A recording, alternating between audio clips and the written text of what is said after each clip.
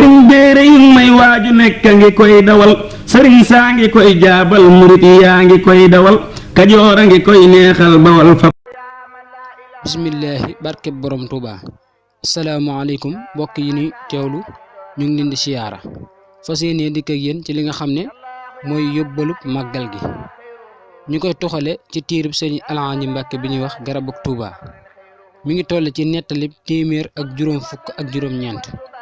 muy 159 mu wax ne am na bis sëriñ Tuuba xaadalahul la maxtaaralahoo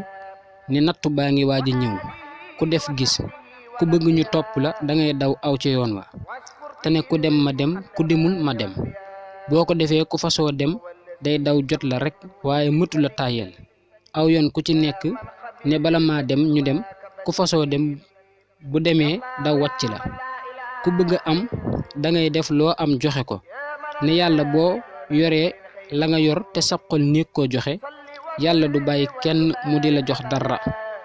ku bëgg a defub sang dangay nangoo doon jaamu nit ñi wér na lool wasalaamu aleykum ci beneen yóbbulu màggal